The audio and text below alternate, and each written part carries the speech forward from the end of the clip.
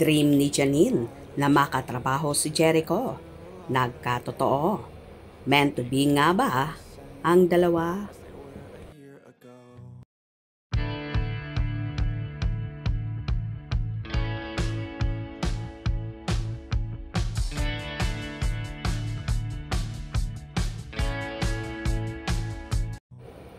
Four years ago ay na-interview nga ni Darla Soler, ang award-winning actress at Asia's rising star na si Janine Gutierrez. Natanong nga ang dalaga na kung sino daw ang gusto pa nitong makatrabaho.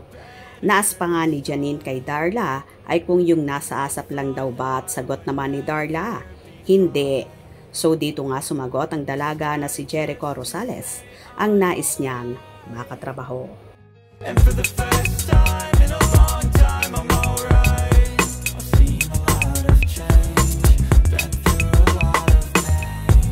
Some things are not the same as they were a year ago.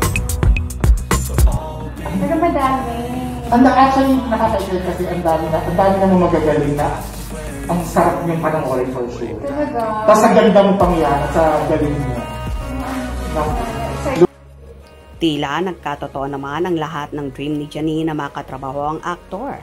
At naganap nga ito sa hit serye nilang Lavender Fields, kung saan una silang nagkasama at kalaunan nga ay nauwi sa matamis na pag-iibigan ang kanilang samahan. Samantala, kamakailan ay na-interview rin si Jericho Rosales at super bilib naman siya kay Janine sa pagiging mahusay nitong actress at sa pagiging dedicated sa work. The main characters in the show, yung madalas kong ka-eksena na hindi ko pa nakatrabaho is Janine Gutierrez.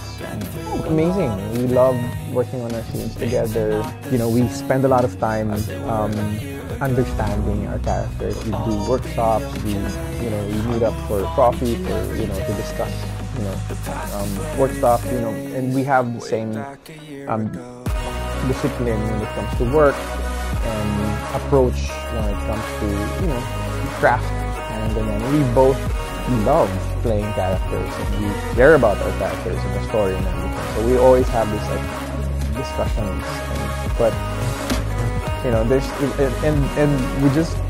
but we don't take ourselves so seriously, and so we just laugh about it, we just joke about it and everything. And same feeling when you don't take yourself seriously, meaning like you can joke about it, but you're passionate about it. So yeah, going back to Janine, and she's a great screen partner.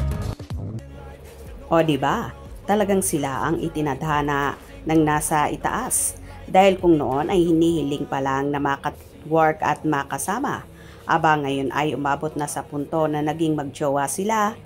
O diba, ang saya-saya. But all be okay. I move on each and every day.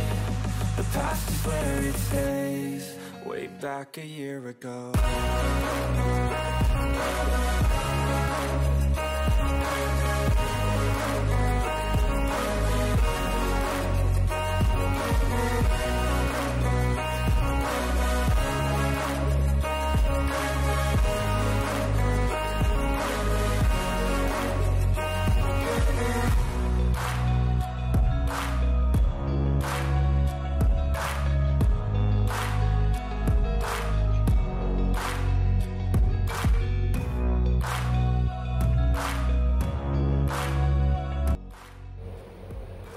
So eto nga guys, lahat ba ay na-inlove sa love story ng Econin?